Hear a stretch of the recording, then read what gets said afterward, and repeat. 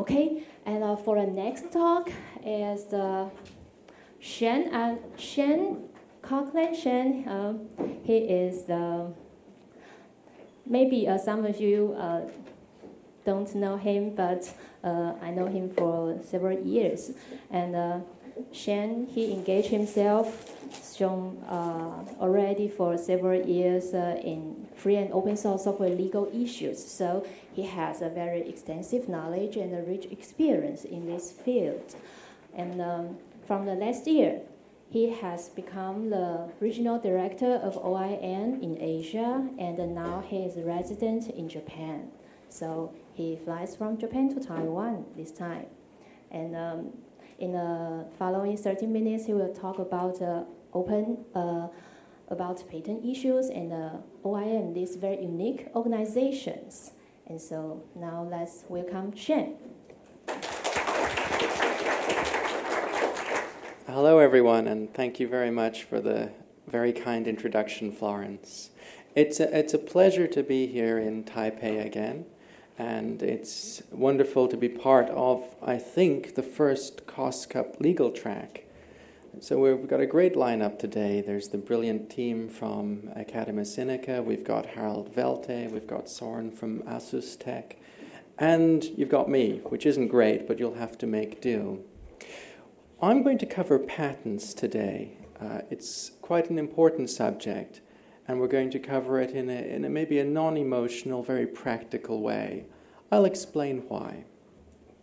As Florence said, I'm Regional Director Asia of Open Invention Network.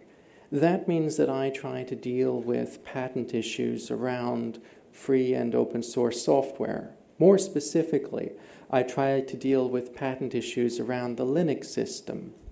I try to help people innovate freely and make sure that patent concerns do not prevent the innovation we need to grow this market. You cannot talk about free software and legal issues without talking about patents. Well, actually, you can't talk about free software legal issues without talking about copyright, trademarks, and patents. But today we're going to talk about patents because it's an area of importance and an area of confusion.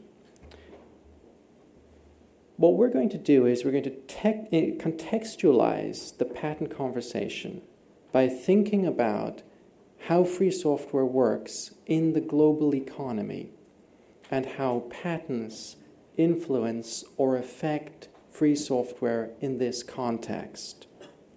We're not going to talk about ethics. We're not going to talk about opinion. We're going to talk about effects that can be measured and dealt with. This allows everyone to understand the issues, no matter who they are or what their personal interest. This talk is based on two questions. What is the market reality today, and how do we address it? Companies have, for a very long time, practically always, used codified and non-codified intellectual capital to drive growth. Codified capital means basically formal ways of dealing with innovation. Patents are an example. Copyright is another example. It's a formal way of dealing with it under law.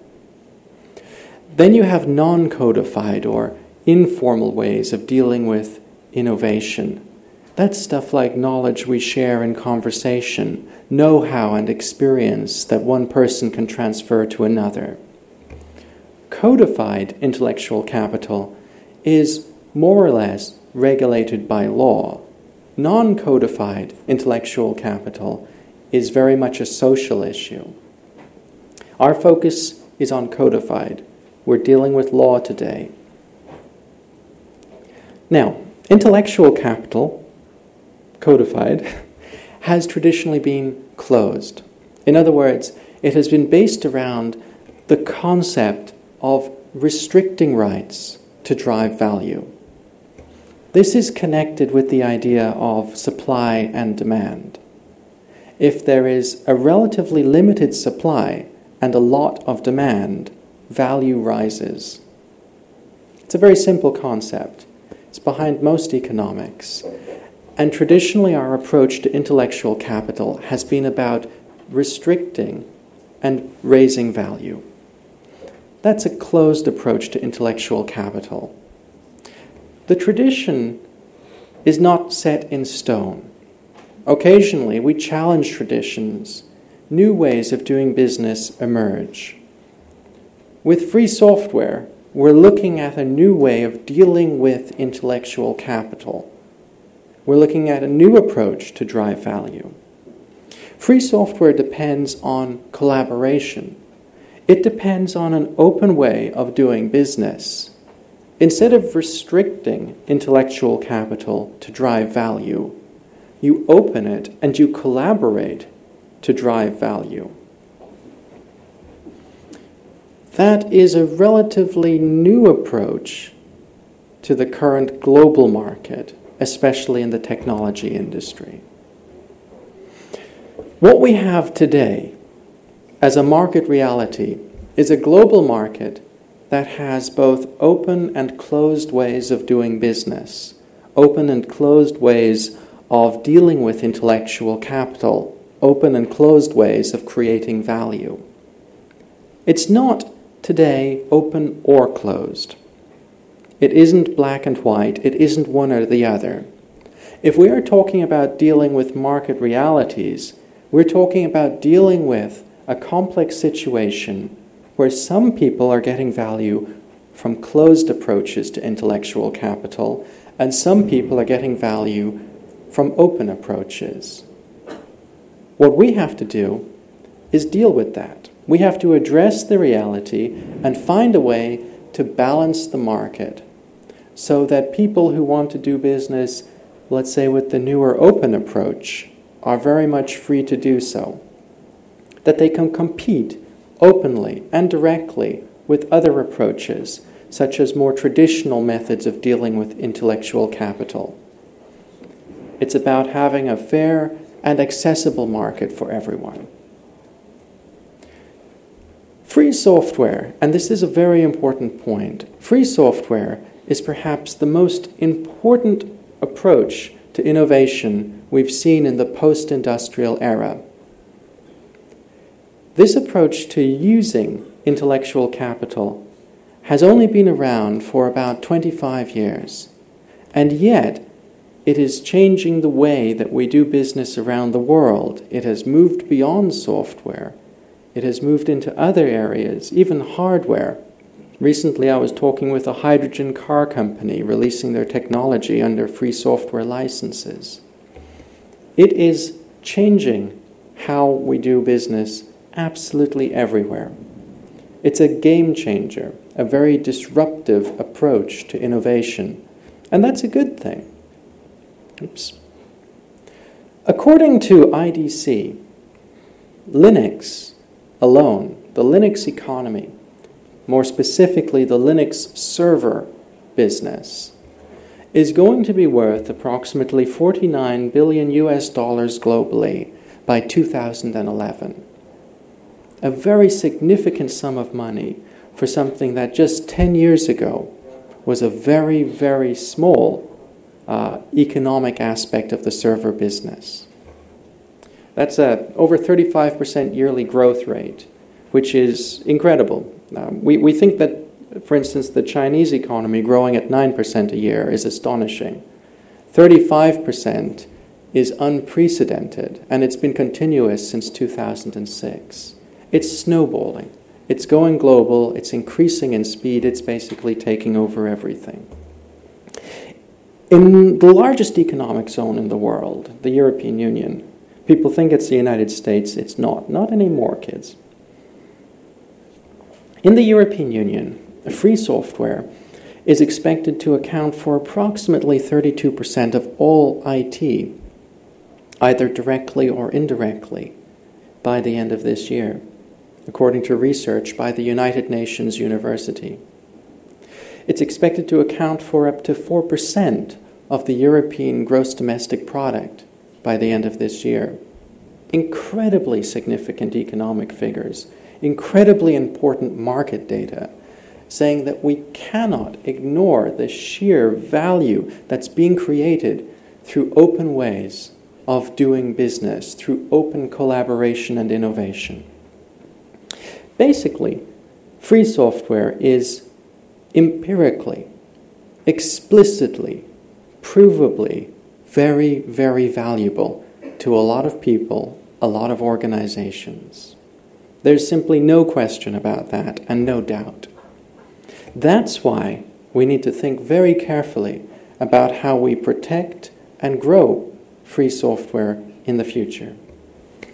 Now, patents are a fascinating topic. Patents, as a codified intellectual capital, can be used either to help or restrict the free software economy and Linux, depending on how they're used.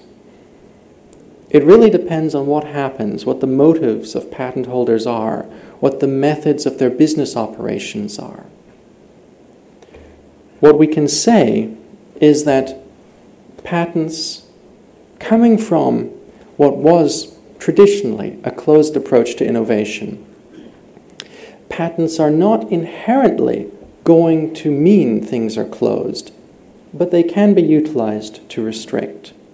At the same time, patents with a free license grant can be used to enable people. It all depends on how they are applied.